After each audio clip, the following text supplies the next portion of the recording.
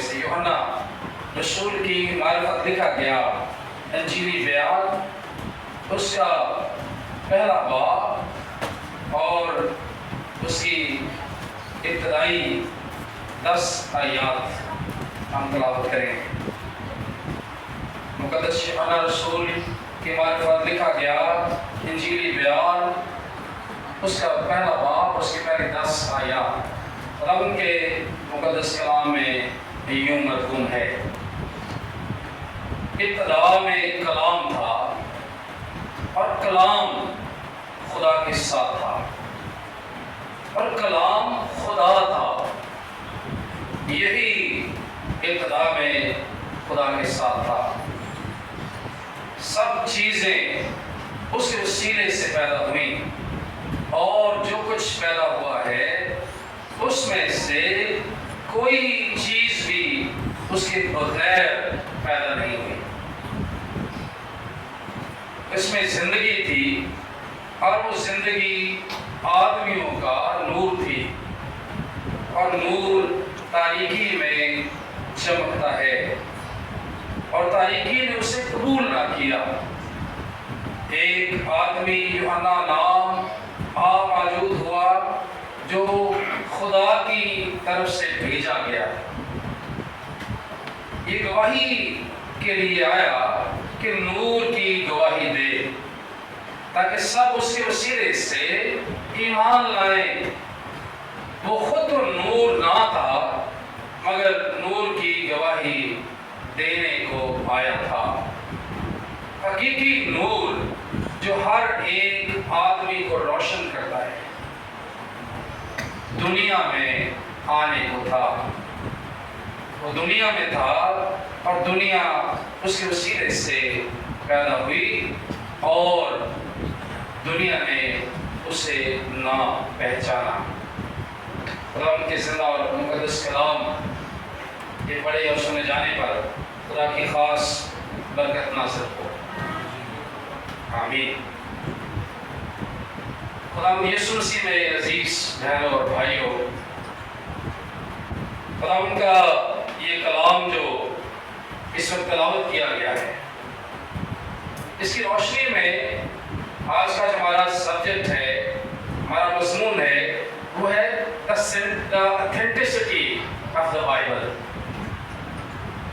Bible خدا کا مستند کلام ہے، لا تبدیل ہے، اتھینٹک ہے، اس میں کوئی تبدیلی نہیں آ سکتی ہے۔ آج خدا کے کلام کی روشنی میں ہم خدا کے کلام کے مستند ہونے کا بیان دیکھتے ہیں۔ یاد رہے، بائبل مقدس خدا کا الہام ہے، یہ خدا کا مکاشفہ ہے۔ جو کرسچن کانسیپٹ ہے الہام کا، وہ کیا ہے؟ ہم اس کو خدا کا الہامی کلام مانتے ہیں، یہ خدا کا الہام ہے۔ اور جو مسیحی نظریہ ہے تھیولوجیکل روح سے کہ خدا نے وقتاً فوقتاً اپنے لوگوں سے کلام کیا، انہیں اپنے پاک روح کی تحریک سے انہیں لکھنے کا حکم صادر کیا اور انہیں اپنے روح القدس کی ہدایت میں اپنا کلام دیا کہ وہ خدا کی آواز اور اس کے الہام کو قلم بند کریں۔ یہ خدا کا الہام ہے کہ خدا ڈائریکٹلی اپنے لوگوں کو انبیاء کے وسیلے سے اس نے زمانوں میں کلام کیا اپنے لوگوں کے ساتھ اور انہیں تحریک دی کہ وہ خدا کے کلام کو تحریک کریں۔ ہم اسے خدا کا الہام کہتے ہیں۔ خدا نے اپنے الہام اپنے لوگوں کو اپنے روح کی ہدایت سے دیا اور انہیں خدا کی ہدایت اور روح القدس کی رہنمائی میں اسے تحریک کیا۔ یہ ہمارا الہامی نظریہ ہے، یہ خدا کا کلام کہتا ہے۔ اب خدا کے کلام میں ہم دیکھتے ہیں بائبل مقدس تقریباً 1500 سال کے دورانیے میں لکھی گئی۔ 15 صدیوں سے زائد عرصہ اسے مکمل ہونے میں لگا ہے،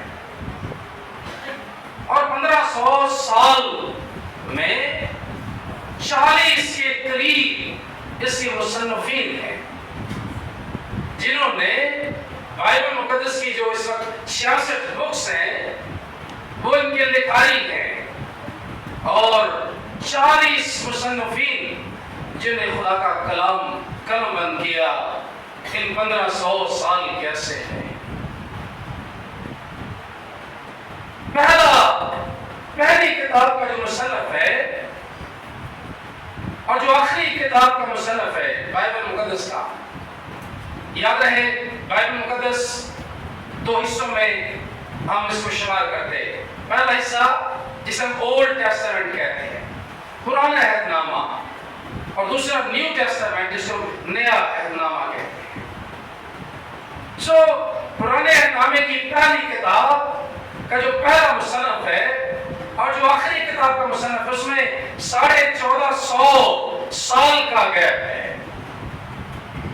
جو آخری مصنف ہے وہ پہلے مصنف کے 1450 سال بعد پیدا ہوا ہے، اور وہ آخری کتاب کا لکھاری ہے۔ اب اس کی اتھینٹسٹی یہ ہے، اس کا مستند ہونا یہ ہے کہ خدا کا کلام، اس کو لکھنے والے کسی ایک خطے یا ایک ملک کے لوگ نہیں ہیں۔ تقریباً 3 بر اعظموں میں یہ 4 مصنفین بستے رہے ہیں۔ بر اعظم یورپ میں، ایشیا میں اور نارتھ افریقہ میں۔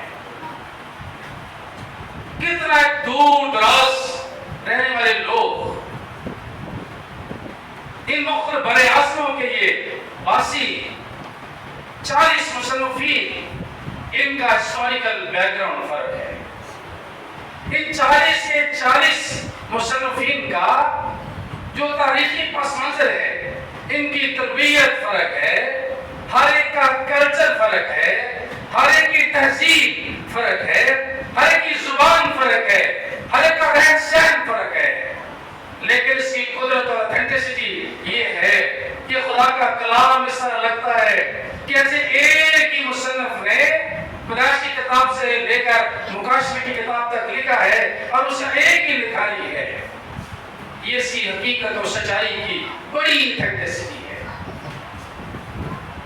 وہ ان کا کلچر فرق تھا، ان کی زبان اور ان کا رہنے سہنے کا انداز فرق تھا، ان کی تعلیم اور زبان فرق تھی، لیکن جب خدا کا کلام جو لکھا گیا ہے وہ بالکل ایک ہی مصنف اس کا لگتا ہے لکھنے والا، کیونکہ لکھائی ایک ہے۔ انسانوں کا جو ساتھ ہے وہ خدا کا پاک روح ہے، وہ روح القدس ہے، چونکہ تحریک دینے والا، ہدایت دینے والا، رہنمائی بخشنے والا ایک ہے۔ اس لیے 40 سے 40 مصنفین کی جو رہنمائی ہے وہ روح القدس کی تحریک میں اور گائیڈنس میں لکھی گئی ہے، اس لیے یہ اس کا مستند ہونے کا بڑا ثبوت ہے۔ ابھی آپ کے سامنے جو تلاوت کی گئی، خدا کے کلام لکھا ہے، ابتدا میں کلام تھا اور کلام خدا کے ساتھ تھا اور کلام ہی خدا تھا۔ اگر ہم خدا کے کلام میں بائبل مقدس کو دیکھیں اور اس میں جو خدا کا کلام ہے اس کے لیے لفظ لوگوس استعمال ہوا ہے۔ یہ خدا کا کلام، خوشخبری، خدا کی نجات کی خوشخبری، گنہگار انسان کو بچانے کی خوشخبری۔ ہم دیکھتے ہیں خدا کے کلام میں جتنے بھی انبیاء گزرے ہیں جن کا ذکر آپ خدا کے کلام میں پڑھتے ہیں، یاد رہے انبیاء کو بہت تعداد میں، لیکن لکھنے والے جو ہیں وہ چند انبیاء ہیں، چند رسول ہیں۔ جن انبیاء کو خدا نے یہ ہدایت دی، حکم دیا کہ وہ خدا کا کلام لکھیں، وہ اسے قلم بند کریں، ہم انہیں لکھاری انبیاء کہتے ہیں۔ وہ انبیاء، وہ نبی پیغمبر جنہیں خدا نے لکھنے کے لیے کہا، خدا نے کہا، خدا کا کلام کیسے کہا کہ لکھ، خدا اپنے پاک کی طریق میں حکم دیتا ہے۔ تو جن انبیاء کو خدا نے لکھنے کا حکم دیا، ہم انہیں لکھاری انبیاء کہتے ہیں، اور جنہیں خدا نے لکھنے کے لیے نہیں کہا، ہم نے غیر لکھاری انبیاء کہتے ہیں۔ وہ انبیاء، وہ نبی تو تھے، انہیں کلام کیا، خدا کی آواز پہنچائی، خدا کے لوگوں سے کلام ہوتے رہے، لیکن خدا نے لکھنے کی ہدایت نہیں کی ہے، انہیں لکھنے کا حکم نہیں دیا ہے، اس لیے وہ غیر لکھاری انبیاء ہیں۔ وہ خدا کا کلام تو لے کر آئے، خدا کا پیغام تو بنی انسان کے لیے لے کر آئے، لیکن خدا نے لکھنے کا حکم نہیں دیا، اس لیے ہم انہیں غیر لکھاری انبیاء کہتے ہیں۔ انبیاء بھی پرانے کام میں دیکھیں، ہم دو طرح کی اقسام میں، دو طرح کی ڈویژن ہم دیکھتے ہیں انبیاء میں۔ ایک کو انبیاء اصغر کہا جاتا ہے، اور کچھ انبیاء کو انبیاء اکبر کہا جاتا ہے۔